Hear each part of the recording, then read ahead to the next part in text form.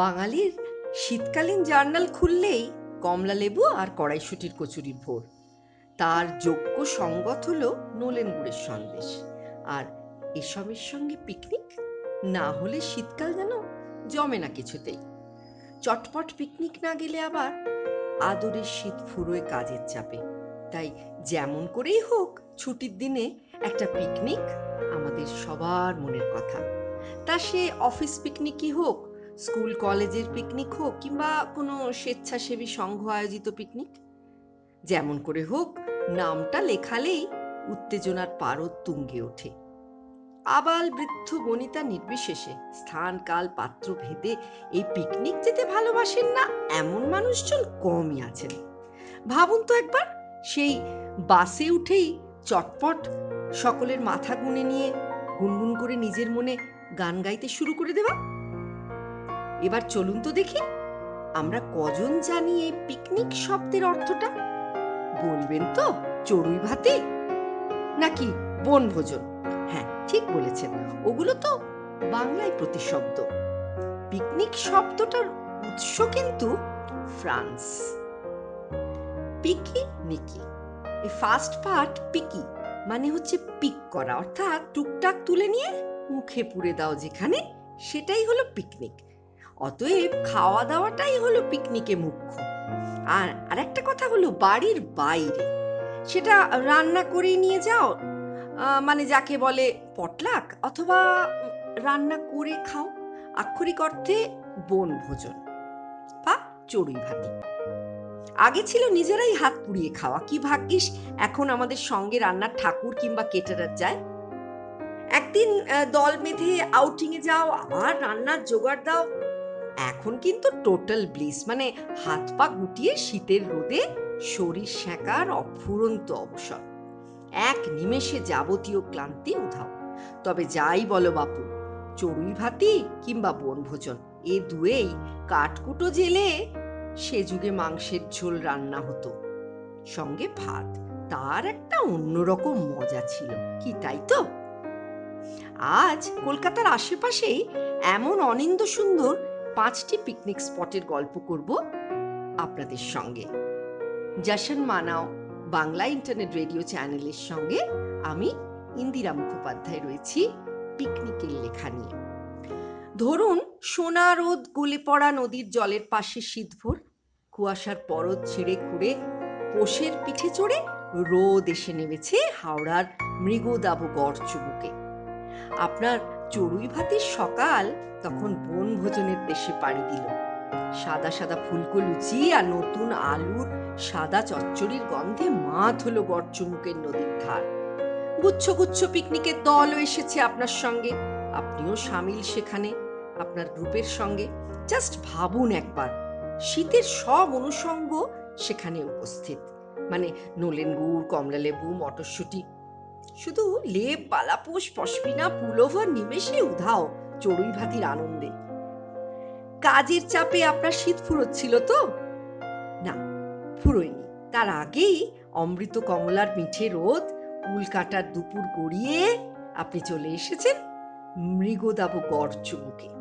Plan করে ফেলুন, কলকাতার খুব কাছেই, যেখানে মিলবে শুধুই শান্তির জলের ধার, শান্তির নীল আকাশ, যেখানে গিয়ে চুমু খেয়ে নিয়েছে দামোদরের পার্কে। আর দামোদর নদ তার জলকে উছলে উঠেছে ছলাৎ করে।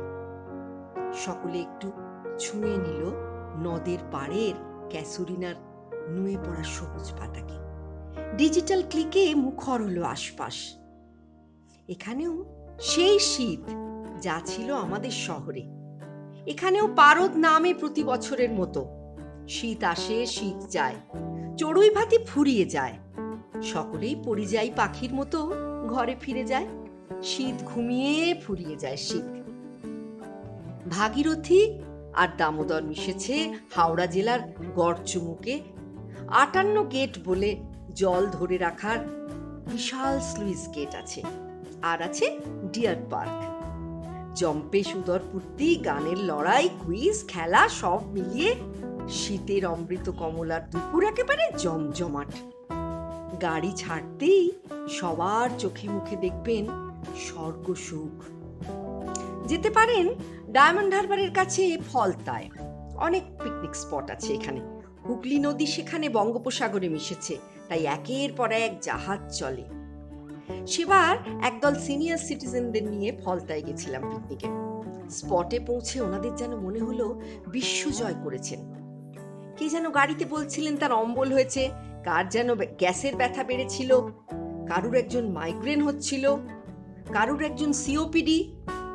আর এহেন ব্যান্ডমাস্টারের টেনশনযুক্ত মনের অবস্থা তো বুঝতেই পারছেন আপনারা। এক দল সিনিয়র সিটিজেন মাসিমাদের নিয়ে গেছি, সেই সঙ্গে সবার পেটের ভেতর ছোচবাবুর ডন বৈঠক দেওয়া। সবকিছুর যেন আগুনে জল পড়েছিল নদীর ধারে টেবিল পাতা রিসর্টে পৌঁছে। দুর্দান্ত আয়োজন। কলকাতার কেটারার টোপা টোপা ফুট ঠাসা বটল গ্রিন রঙের কড়াইশুটির কচুরি আর নতুন আলুর দম পেয়ে মুখে সব কুলু পেটে বসে গেল চুপচাপ। তারপর ছোট ছোট সব আচার্য জগদীশচন্দ্র বসুর বাড়ি দেখতে। সিনিয়র সিটিজেনদের স্মৃতিতে শান দিয়ে মেমোরি গেম, কুইজ, ডামশারাড, হাউজি, ছোট্ট ক্লু থেকে 5 মিনিটে 5 লাইনে অনুগল্প বলা সব করালাম। খেলতে খেলতে সেকেন্ড রাউন্ড চা পকোড়া সব হাজির হলো। তারা কি খুশি। তারপর হেভি লাঞ্চ। মেন কোর্সে দই মাছ, আখাম্বা কাতলা, চিকেন চাপ, ফ্রাইড রাইস, হ্যাঁ মধুরেণ সমাপয়েত আমসত্ত্ব আলু বখরার চাটনি আর নলেন গুড়ের রসগোল্লা। জেরিয়াট্রিক এই মহানগরের মানুষগুলির মুখের হাসি দেখতে চাওয়া এই ব্যান্ডমাস্টারের। এবার চলুন যাই দক্ষিণ 24 পরগনার রায়পুর। গঙ্গার ধার, মাঘের শীত, বাঙালির তসরে পুলোভারে টুপিতে পশমিনা চাদরে, কনকনে হাওয়া, মিঠে রোদে ভেসে যাওয়া সকলে বনভোজনে একসঙ্গে মিলে। কলেজের বার্ষিক পিকনিক। কেউ লেট করতে করতে অবশেষে কাউকে আবার গাড়িতে তুলে নেয়। তারপর 4টে গাড়ির কনভয় সব শেষে গিয়ে নদীর ধারে হাজির। সারা বছর আমরা এই দিনটার জন্যই মুখিয়ে থাকি স্যার। ডাব কেটে দিতে দিতে ডাবওয়ালা বলে ওঠে, বেচারার বিক্রি হয় সেদিন ঊর্ধ্বমুখী। সঙ্গে শীত সবজির পকোড়া, চিকেন পকোড়া, রুই মাছ ভাজা। নদীর ধার দিয়ে ডিঙি নৌকোয় চলে যায় মাছওয়ালা। আমাদের দিক থেকে প্রশ্ন, কি মাছ আছে? উত্তর আসে, খোকা ইলিশ। খেলবো না। কেন ম্যাডাম? কেন ধরেছো খোকা ইলিশ? কি খাবো তবে? আপনারা কিনলে একটু রোজগার হয়, ভালো দাম পাবো। এই দেখুন একদম নড়ছে মাছ, ডিম হয়নি, কুমারী ইলিশ। আর যে কটা ধরেছি সব আপনাদের দিয়ে যাব। বললাম কথা দিতে হবে, আর কিন্তু খোকা ইলিশ ধরবে না, বড় হতে দাও। যাই হোক, সে যাত্রায় জ্যান্ত মাছ কেটে কুটে মাছ ভাজা সবাই খেয়ে নিল চেটে পুটে। কত গান, কত কবিতা, কত ফুর্তি। সবাই মিলে ভেসে গেলাম গঙ্গাবক্ষে নৌকোয়। টানা 1 ঘন্টা কনকনে উত্তুরে হাওয়ায় আমাদের শাল, দোশালা, জ্যাকেট, সোয়েটার, টুপি, মাফলার, আরো কিছু শীত অনুষঙ্গে শীত জমে একেবারে দই। গঙ্গার ধারে পরপর এমন সব পিকনিক স্পট। নৌকা বিহারে যাও, এখনো কত জল, কত সুন্দর তার রূপ লালিত্য। আজও ডিজিটাল ক্লিকে মুখর হয় নৌকো বিহার। গঙ্গার বিস্তীর্ণ দুপার, রঙিন জাহাজ, পালতোলা নৌকো দেখার চোখ চাই। ঘর থেকে দুপা ফেলেই কত আনন্দ, শুধু কুড়িয়ে নিতে জানতে হবে। আরেকবার গেলাম কাক ভরে বেরিয়ে হাজারঘড়ি গ্রামের কুমোরপাড়ায়। বাড়ির কাজের মেয়ের পিকনিকের নেমন্তন্ন বলে কথা। দক্ষিণ বাংলার নদীমাতৃক অঞ্চল, কিছুটা এগুলেই সমুদ্রের নোনা জল আর বালিয়াড়ি দেখা যাবে। চলো বৌদি, মন্দিরে নিয়ে যাব। সেই পাল বংশের আমলে 11 শতাব্দীতে তৈরি প্রাচীন মন্দির, জটার দেউল, স্বয়ংভূ শিব মন্দির। আর্কিওলজিক্যাল সার্ভে অফ ইন্ডিয়ার দেখভালে বেশ সংরক্ষিত। মন্দিরের গায়ে পোড়া ইটের ওপর নিখুঁত স্থাপত্য। অনেকটাই সময়ের ভারে নষ্ট হয়ে গেছে, কিন্তু অভ্যন্তরে গর্ভগৃহের মধ্যে তাকালে দেখা যায় কত উঁচুতে সন্ধ্যা প্রদীপ জ্বালানোর ব্যবস্থা রয়েছে। গ্রামের বউটি আমাদের জন্য লুচি, আলুর দম বানিয়ে হাজির হলো রায়দিঘিতে। তারপর গরম চা ঢেলে দিল ফ্লাস্ক থেকে। তারপর দুপুরবেলা আমরা গেলাম সেই গ্রামের আতিথেয়তার শিকার হতে।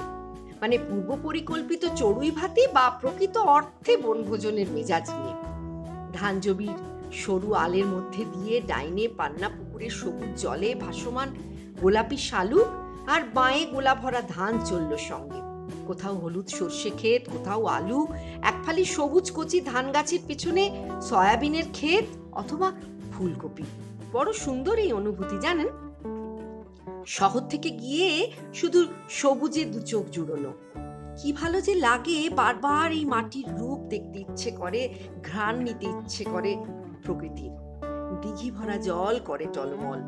শীতকালে খেজুর গাছে হাঁড়ি বাঁধার ধুম, আর স্নানের অছিলায় গ্রাম্যবধূর পুকুরে সাঁতার গামছা দিয়ে চিংড়ি কাঁকড়া ধরে ভিজে কাপড়ে ঘরে ফেরা।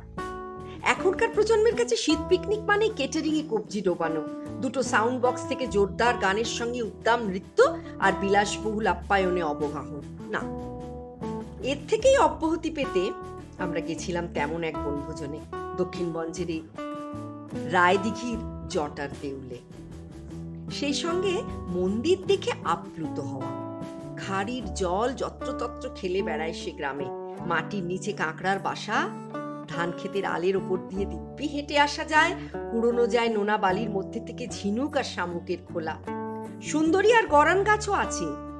কিছু কিছু গাছে কুল ধরেছে, কচি নারকোল পাড়িয়ে তেষ্টা মেটানো, খেজুর গাছের রস, এসব অনুষঙ্গ তো আছেই।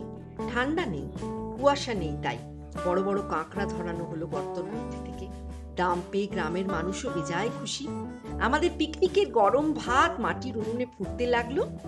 আমরা পৌঁছতেই মাটির ঘরের দালানে রেডি দুপুরের আহার। গরম ভাত, ডালের সঙ্গে নদী থেকে ধরা চুনোচানা মাছ, ক্ষেতের টাটকা শাকসবজির চচ্চড়ি, দেশি মুরগির ঝোল আর টমেটোর চাটনি। এমন টেস্ট আপনি পাবেন শহরের পিকনিকে? তেলা মাথায় তেল দিয়ে কি হবে? তার চেয়ে ভেবে দেখতে পারেন তো, গ্রামের মানুষদের সঙ্গে বসে কিছুক্ষণ কাটিয়ে মাটির গন্ধ নিয়ে পিকনিক করে আসা। প্রকৃত অর্থে কিন্তু চড়ুই ভাতির মজা পাওয়া যায়। মাটির উনুনে রান্না বান্না আর টিউবওয়েলের জলে আঁচানো, সব মিলিয়ে আমি এবং আমার সর্বক্ষণের ওঠা বসার সঙ্গী সাথীরা বেজায় খুশি। আর অতিথি আপ্যায়নে কিন্তু গ্রামের মানুষের কোনো খামতি নেই। ফেরার পথে তাদেরই বাড়ির একজন প্রত্যেকের হাতে একটুকরো করে মুড়ি, আলুর চপ আর বেগুনিও ধরিয়ে দিল গরম গরম। তারপর তো গাছের কলাটা, মূলোটা, এসব তো আছেই। ওরাও খুশি একটু বিক্রি বাট্রায়, আমরাও খুশি তরতাজা প্রাকৃতিক বনভোজন সেরে। জায়গাটা কলকাতার খুব কাছে না হলেও বেশ কাছে। এবার যাব আরেকটি ইন্টারেস্টিং স্পটে। সে জায়গাটির নাম হলো বনের হাট। এটা বারুইপুরে একটি ছোট্ট ঘরোয়া বনভোজনের স্পট। সবুজ গাছগাছালি ঘেরা, এক টুকরো ঠান্ডা জলের ধার, তক্তপোষে শীতল পাটি বিছানো, একটা ছোট্ট বিশ্রামের কুঁড়ে আছে, রান্নাবাটির জন্য টালির শেড আছে, বাথরুম আছে, শুধু নেই ইলেকট্রিক। তাই অসুবিধে নেই, দিনে দিনে গিয়ে দিনে দিনে ফিরে এলেই হলো। কলকাতা থেকে সোজা বাইপাস দিয়ে বারুইপুর স্টেশন, তারপর ফ্লাইওভার পেরিয়ে ওপারে গিয়ে নেমে সোজা যে রাস্তা ক্যানিং এর দিকে যায় সেটা ধরতে হবে। ফুলতলা রামনগর হাই স্কুল পেরিয়েই ডান দিকে পড়বে ঝাঁ চকচকে রিসর্ট, যার নাম বনের হাট। খুব ভালো রাস্তা, তা কলকাতা থেকে যেতে সময় লাগে ঘন্টাখানেক। আর অঘ্রাণের এমন অলস ছুটির দিনে তাহলে দেরি কেন? পৌষ মাঘ এসব পড়ার আগেই ফাঁকায় ফাঁকায় ঘুরে আসতেই তো পারেন। বাঙালির কফি আর স্যুপ প্রেমের সঙ্গে উঠলে উঠুক না এমন পিকনিক প্রেম, আর ভেসে যাক অমৃত কমলার ভোর। ব্রেকফাস্ট থেকে দুপুরের লাঞ্চ সবকিছুই করতে পারেন। খাবার ছাদা বেঁধে নিয়েও যেতে পারেন, অথবা সঙ্গে যদি রান্নার ঠাকুর যায় কেনাকাটি করে, তাহলে তো হাঁপ ছেড়ে বাঁচবেন। আর বিশেষ করে বয়স্ক মানুষদের নিয়ে গেলে সবাই ভুলে যাবেন ডিপ্রেশন, মাইগ্রেন। পিকনিকের এক্সাইটমেন্টে আর্থ্রাইটিসের ব্যথা, সিওপিডির কষ্ট, এমনকি রাতের ঘুমও কিন্তু ভালো হবে তাদের। আমার কাছে বৈচিত্র্যময় রূপসী বাংলার শীতের উইকেন্ড মানেই বেরিয়ে পড়ার সুখ। বেরিয়ে পড়া মানেই সদল বলে কাছে পিঠে পিকনিকের আনন্দ। বেরিয়ে পড়া মানেই অপুরাণ হইচইতে সামিল হয়ে ওঠা। যে ঐশ্বর্য এখনো অধরা তার দিকে দু চোখ মেলে তাকিয়ে থাকা আর তাড়িয়ে তাড়িয়ে আমার বাংলার রূপ লাবণ্য উপভোগ করা। তাই তো ট্রুলি ইয়োর্স হয়ে থাকলাম পিকনিকের পশ্চিম বাংলা নিয়ে। জশন মানাও বাংলা ইন্টারনেট রেডিও চ্যানেলের পক্ষ থেকে, লেখায় এবং পাঠে আমি ইন্দিরা মুখোপাধ্যায়।